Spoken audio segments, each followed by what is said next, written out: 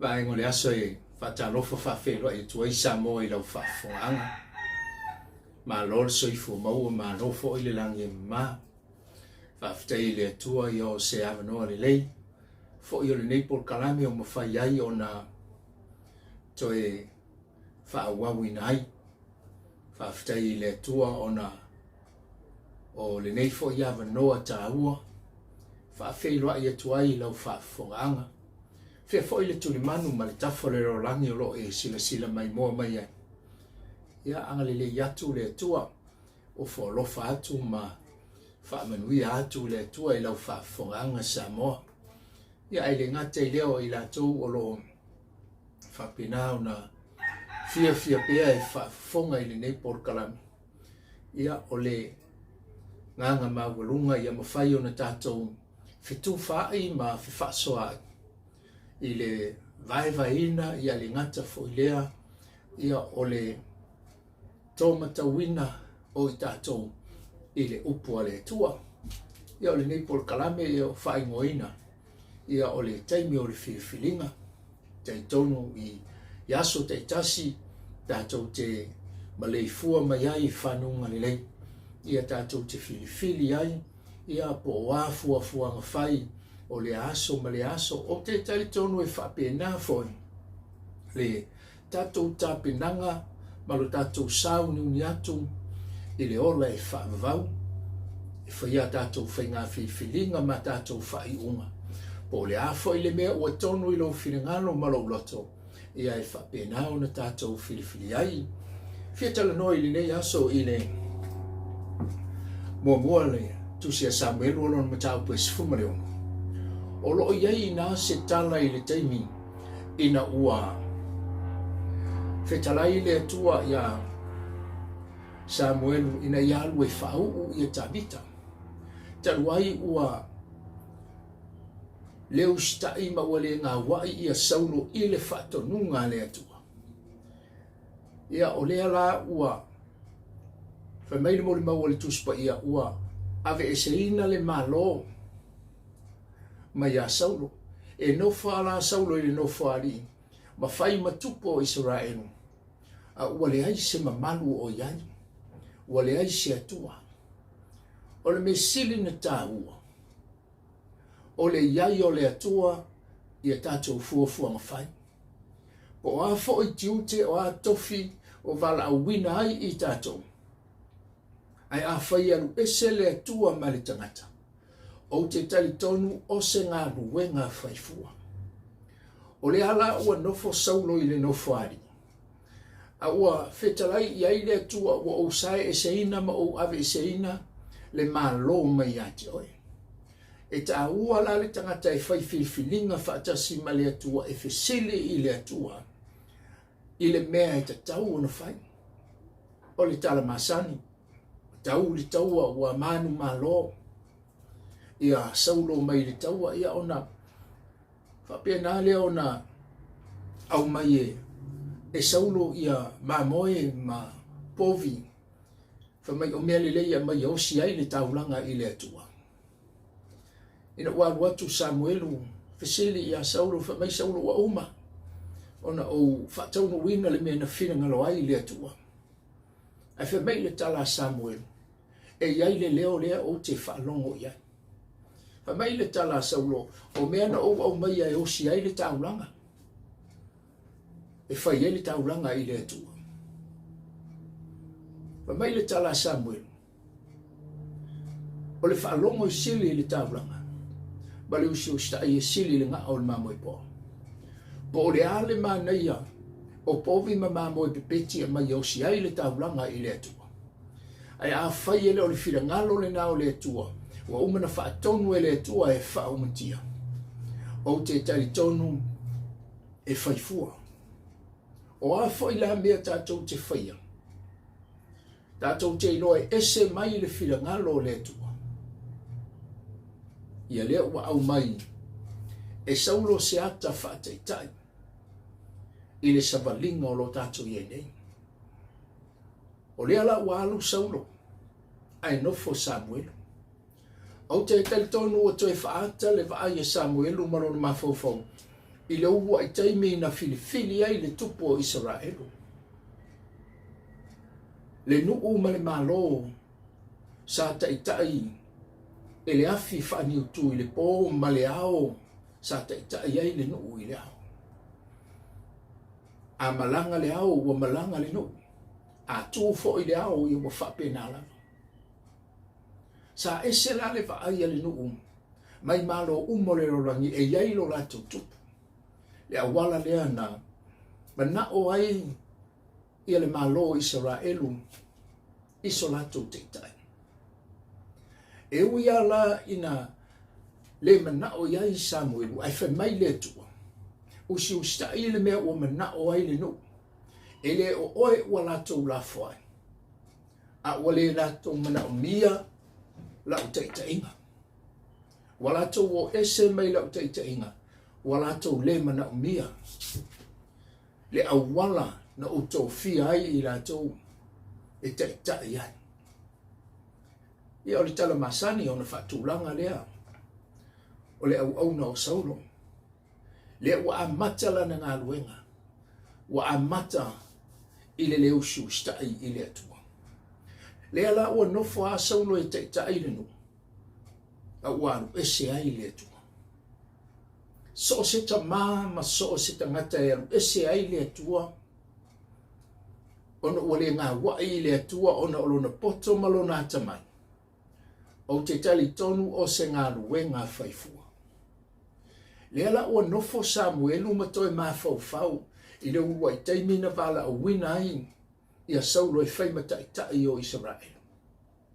Whe meile moli mau o le tuspa ia ua o I le tasi aso. Ua masalo e te tonu ua sila mai le atua ia Samuel. Ua iai le langona whaanoa noa o Samuel. Ona o le leo si o stai o Saulo I le atua. Wa avea la le leo si o stai o Saulo. Wa whai maa wala ua nofua iai Samuel. Wa le whai o na tiute. Wa le tūla I e whai lo na vala awina. Whamai wa o se tasi aso na whetalai mai leo le atua ia Samuel. Samuelu. E te whaanoa noa ia Saulo se ia awhea. Alono winga. E a Saulo e whai le mea valea. Ai whaanoa noa ai Samuelu. E a Saulo e leo si o stai. A ua tuu ai tiute o Samuelu sa ta tau o na whai. Le la o whetalai le atua whamai o le ale umi. E te nofo ai. Ma e whaanoa noa o na o Saulo. Whamai leo le atua tu I lunga. Tu I lunga I na alu. Alu I le ahinga o Yese. Olo o iai se tasi o Natali. Ua unga ona o Filifiliga. E whai o ia Mataupu e su iai Saulo. Whai meila moli mau o le tuspaia. O se tasi le whai longa tātou te iloa ai. Ua umina nofo Samuel. Whai mai e tō atu I lunga. Ai whai mai le atua. Whaatumu le whangu suau. Whaatumu le whangu nifo. O le alo no winga. E te lo o le Taimi e umi ai o na tātou nofo. Wa leto iai so tātou langona fia ngalue. E a mata ai o na luifo I lalo tātou langona. Fia au auna fia tautua I le atua. A mata ai o na ngao. O tātou loto o tau le tumu I le nganga pa ia o le atua. Le o tu I lunga Samuelu alu e whaina ngā luenga ai whamai le atua te loe. Whaatumu mua le whangsuau. E le whaia ngao le ngā luenga. E le whaia ngā luenga na le tofi. E le whaia ngā luenga I lo poto malo o tamai. O le ngā luenga le atua. E whai le whaau unga le ngā pai. O tiuta matofi, ma tā leni ma wala au wina o le oranga le nei. E whai le atamai. E whao ngā iei le poto lau tele. A o le ngā luenga le atua, whataitai. Ma so se ngā luenga, tau I le atua. E mana o mia I le atua lona nganga pa ia. Ina ia whai ai le ngā luenga. na te loa ai fai unga lelei. Le la o tu ilunga Samuelu le alo e whaile ngā luenga. Ai ngau i whamai le atua whaatumo mua. Ai te le ialu le a ingo iese. Whaatumo mua oi le nganga pa i aisia. O le ngā luenga le la alo e whai. O le ngā luenga i matua au ngā ai ia le nganga pa ia. Te loi au ina whaatumuina i tātou e le mana o le nganga pa ia. Tātou te malama le leile me te tau na whai. Awa au noa ma le nganga pa ia. E iu ina tātou whai unga le tonu le sao. Le ala ua alu Samuelu i le a ingo Iesi. E whoringa tātou te iloa mai ai i ina ua whaanga solo mai tā mai tutu i lumo Samuelu. Ina ua sau le hatali i matua. O le vaaia Samuelu whamai o le tangata lea. Ua Filifiliga e le atua e whai mataitai o Israel. Ua vaai Samuelu i le tino. Ua vaai i le tino mamaso ma le tino tutua. Ma vaai i le poto, ua vaai i le matangofie. Ua tilo i le maua lunga ma le teu tino. O le ala ua whaata le vaai Samuelu i a Saulo. O le manatu la Samuelu o le tangata lea. Ai whamai le tua Samuelu e le ai. E le ole nā. E te noe au noa o e mau ma le nganga pa i o le atua. I o le ale me tau i ai whailoa. Whamai le tala le poto Solomona o le mea ua tonu i o tātou manatu. O le whano e muli mai. Whamai ua uma le tama matua. Whaasolo i whono na lua. O le manatu a le tasi o Samuelu. Mai le tua Samuelu e le ai. Toe lava a whai mai le tua o oe Samuelu e te vaai le tino. A o le tua e vaai le loto. Ai whaafitai na whetalai le tua whai mai o le tangata e vaai le tino. Wale taua mai e le tua o oe Samuelu e te whaale tino. Ai mai le tua o le tangata e vaai le tino o lono winga. So si tangata. O i lava na te whaia whaai unga ai le mai le tua. O le tangata le nae e whaale tino. O a whai ni whaai unga tātou te whaia. Ai whaale tangata na whai. Ona o le poto ma le atamai ma le anga vaa o le tangata. O le mea nai tau o le whaale tino. Whaasolo mai o le mea la veitasi a o tū Samuelu ma Vaevae. Wa uma mai le whanau a Iese le au tino la poa ma le au maua lulunga. Vai atu a ia Samuelu wa whaasolo ifo i lalo. Vai atu lo Iese o mai uma. O mai e tutu i luma o Samuelu.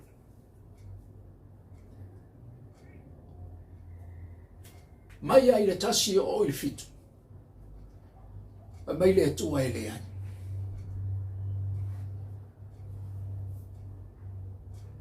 Fesili lo Samuelu ia Iese ua uma mai taule lea. Ai tali Iese. Fa mai toi tasi a o le wi ilai leo leo mamoe. Ai e whaafonga i le tala Iese. E fōringa mai. O lo iai le nganga o le manatu whatawa. E whaapito lo na manatu i o nātali ia. Le te tono le ainga. Mamai e iai lo watali i e tōtasi. O lai leo leo mamoe. Toia o le wi. Te lo e o le wi e fōringa mai e muri iai mea o mai fōringa mai e le tauria. Lea nā leina whao ngā Iese le upure o le wi e o lono winga. E fōringa mai e le amana ia e le tauria. Me whaina e vai le tele o whainga mea. E mua tufa mea le au mau mea. E mua whaasoa mea le au mau alu.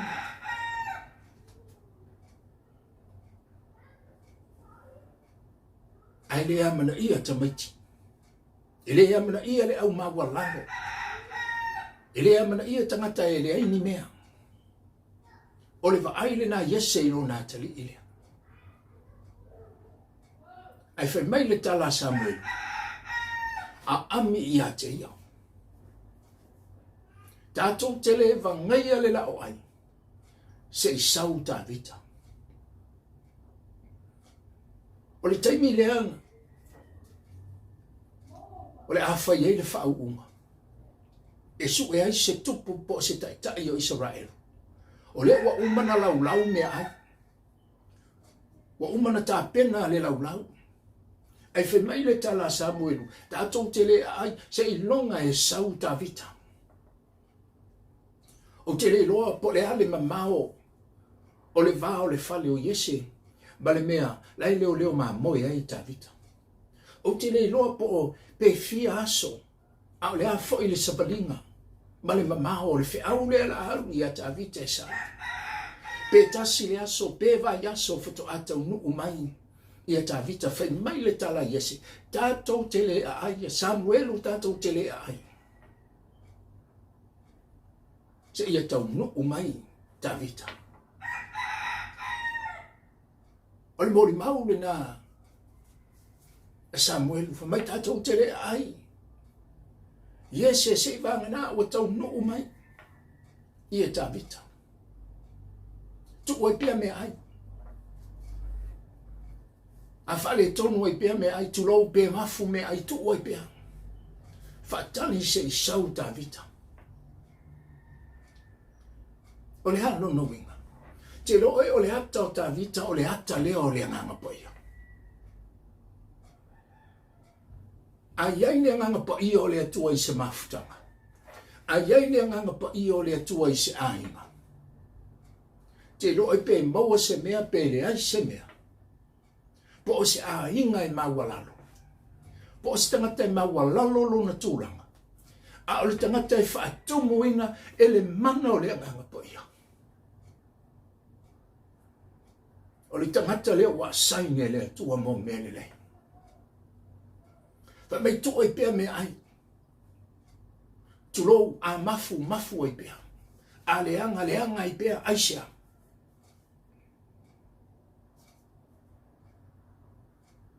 So se mafutanga i le ai le nganga pa i o le tua.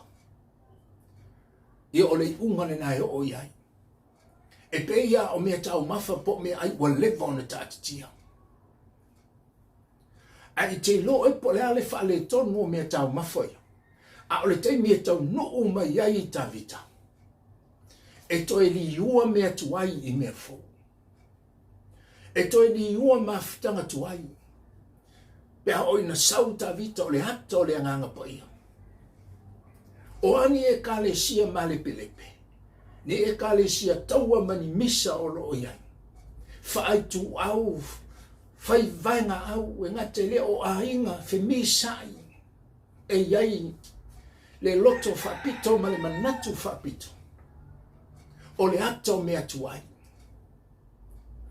o le ata o mea ai ua moea ua leto e le lei ua manatu ua le aise whamoe moea a o le teime tau nuu mai ai le tawita o le ata o le nganga pa ia o le atua sa ole pese masani na pepese ai ta maiti laiti. Ai ai e sui se ainga o se ainga fifia. Po oani mea whaale tonu ai roto iai le nganga pa i o le atua. We'll see the glory of God. Tatu te ai le mamalu male me te tia o le atua. Le ala ua walu le whiau i a tawita. Ale o tatitia me ai. Fai mai le mori mau o le tuspa ia. Ina o ta moe mai le tamalea. E le isa marivali. Mai le tua ia Samuelu whaau ula ia. O ia le nā. E le o se tangata e whaatamala ma whaatala le i ona tiute. So o se taimi e whaalongo ai, pa mai le tala tu spaia na ta mo e mai. Tau tele tangata ngā rurue. A tau o mea le lerolangi, o mea i loa, e mawai mea o le vaevae ia. Wale mana sao whai ai. Wale mana whaatali ai, ma whaatai ai. Ai a tau o mea tau le atua. E le vaevae ai vaevale. O le ana no winga. E tau lo mea tau le atua whailo le excuse. Malia ua au le o atu. Fa mai le tala le tuspa ia ina ua alu le wheau.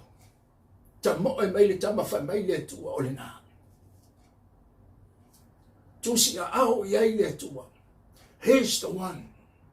O ia le nā. O le fisili. Ua tusi le a au le atua i atu ai. O whea lo e ngalua ai. Pe lo e tangata pe le lo e tangata po whea le mea lo e ai. Pe e te tautua pe e te leo mukuka. Ai wha mahoni e lo tiute me le tofi na tofi ai o e le atua. Ai le aso e wha ea i nai. So e se isi e tau ma koriata.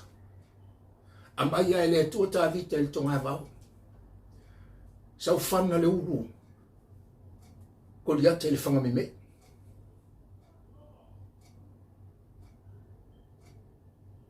So e se tupo Israel. A mai ai le atua ta vita mai le tonga vau. Ave tuku i lungo le no whare.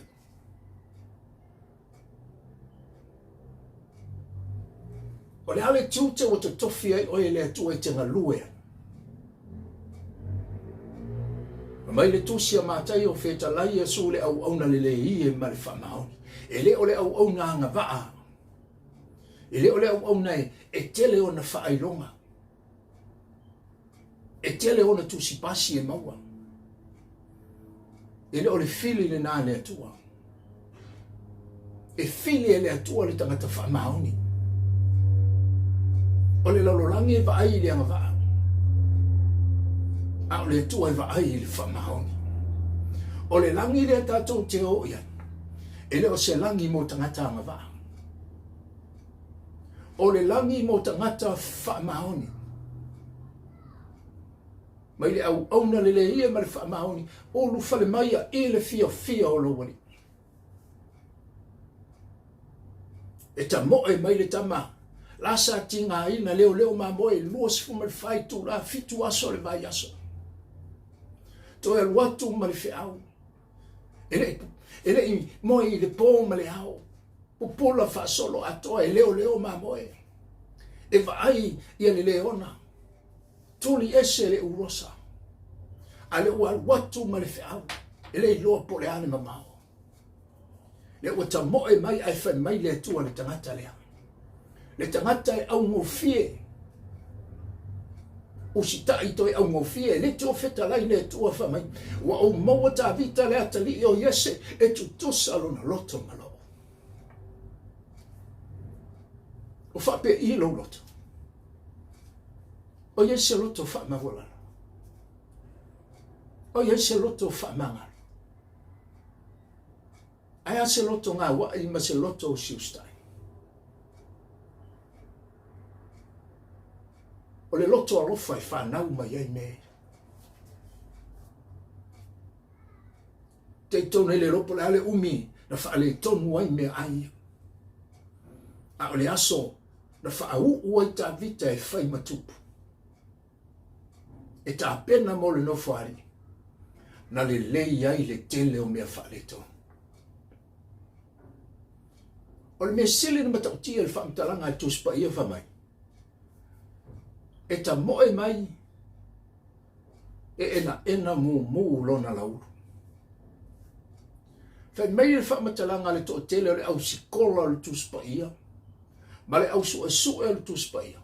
O le tamalea e ese lona tina. Mai le whanau uma i ese ta maa whaatasi tina whaatasi. A le tamalea, e se asi ona tina. Talu ai whai mai la rato ma. Ona o le tamalea e ena lona lau. Danu ingai fōringa mai ai. E ese lona tina.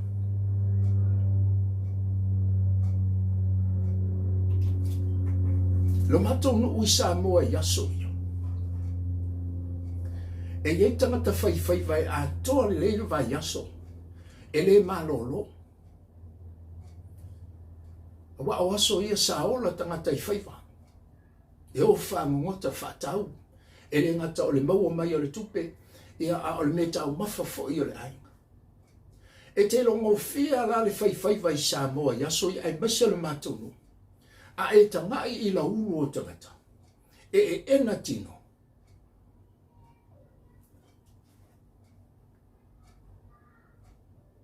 Ai fōlinga i mō o la tū la ulu. Ai sea. Whetau i male sami yaso umalawa. Whamai ena mō. E ta moe mai la le tamare mai le tunga wau. E lua lanu lai represent mai le tamare. O le ato le ena o le ato le olanga ngalue. O la lai sauele ena le tino. Ele ese foilo na tina. A walo na ena. O le tamai luas fuma le fa. E fai ai o na tiute. Lono winga i fōringa mai o lai parapara fa solo atua. Ele eiso na taimi ta ele. O na taimi umai faano. Ele eiso na taimi teu tino. O na tiute. Malona vala wina. Sa wha maoni ai. Ele ina unau ile teu tino. Pe parapara po le ale tūlanga iai. Aina ngā lue mari wha maoni. Le ala le na leina ena o le ata o le parapala o le ata o le olanga ngā lue. Te lo fea o lo e ngā lue. E lo au awa le langi le sila le atu. Po o luma po o tua po o fea lava o lo e tau tua. E iai le aso e whaea i ngai oe le atu. Le ngate le awha mai o lona la ulo e ena. O le ata o le toto o kiriso. O ana mea umai fai, o ana ngā luenga e fai. E tai mua i le atua ana me fai. E kancho e le atua lona o langa. O le talavou ua uma o na sausawina. E le toto o le tamai mamoe. O mai ena mumu. E le ngata o le ena o le ata o le olanga ngalue. A o le ata o le mumu, o le ata o le toto o ke riso. Le ala o ta moe mai le tama whai mai lo le tua le tangata Tonuina na. Le tangata a o whaatunuina usi ustai. O tangata e ngā wai, o tangata e whaamaoni, po o whē tuku e ngā lue ai. E hari yali lona whaamaoni. O le tuala e le vai, le tino e le vai, le poto e le vai, le o e le vai le atamai. Ai si sila le tua i le loto. Le pe ona uta ua feta lai le tua ua o maua. Ta vita le atali. O yese. Ai whaafifonga i le whaamitalanga le tua i le tamalea. Mai o le atali i o lono winga. A le utoi a mai le atua le upu. E ave ese ai le manatu le na tala no ai ese fa mai o ia o le wi. A le ufeta lai le atua le wi i lea. Le tamala i titi lea le atali i lea o ese. Maua le o le tamaua o maua. E tutusa lo na loto malo. Aisea. O le tamai ola fa mangalo. Le tua tala noa le tusi salamo lua sume tonu. Mai te laulau mai mei le lau. Ai maa ui lumo e ita mai wa e wha wina lo olu i le suau. Tu oi pea le tangata whai tio. Tangata le whamaoni. Ai tā pena o e whahu o e le atua.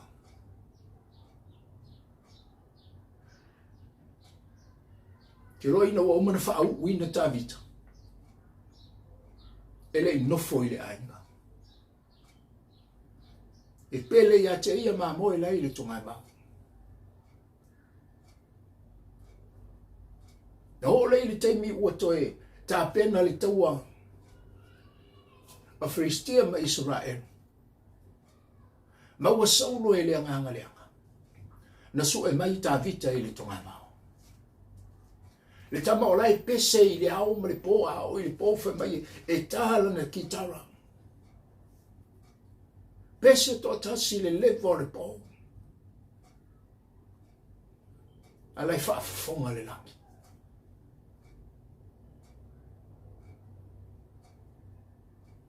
E wha maoni o na tiote. E wha maoni lo na wala wina. Ua ia filifili le atua. Ua ia mautinoa. Ma ua ia iloa. A filifili le atua. E tau nuu i le manuia. O ali o tatou whai ngā filifilinga o lo whai. Filifili whaatasi ma le atua. Le tā vita lea na sau le pā māmoe. Alu sao whai na no whari. Aisea.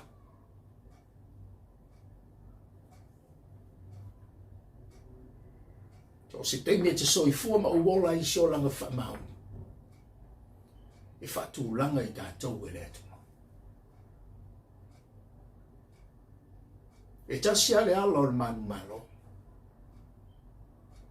E a tātou wha mua le atua i a tātou whainga whiwhilinga. E rei tāpunia le nei Paul Kalame.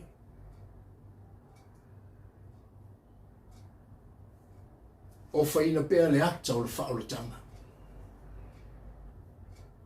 E wala ua lofa i lau soifua malo ora. O le ala i le manuia ma le ola i whawa. E mana o wha Italia Yesu, whai maali i mwhaora. Tāti tālo whaatasi le nei aso. E ngate leo le te tālo le wha malolonga. Yesu au wha longo i lau upu. Stale nātu lo loto i ate oi. Wa uloa o le tangata masala avea o Yesu e whai maali i mwhaola i lo ora.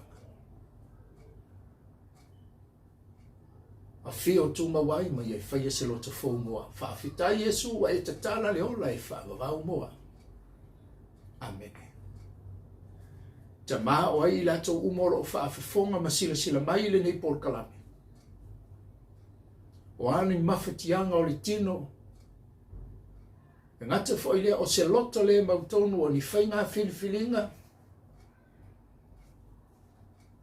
O le tala fenga yai. O oe le atua i te whaasauina. O oe i te whaatulanga ina. O lau upu e le pu ua wao. E le tutuli fo i o whonga. E te apa mai ma whaamanuia. Whai a mātou whainga Filifiliga ma mātou whaai unga. Ina ia vi i ai oe le atua. Whaamanuia ia i lato umoro whaafonga i le nei Paul Kalame. Anga lele yatu. Tu ule oli o lato loto. Lato te whai ai whai unga lele. Whaafitai Yesu i le nei asa. Amene. Ia o le Paul Kalame nei nei asa.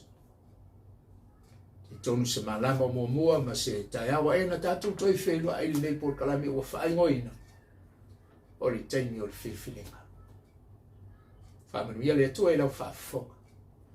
Amen.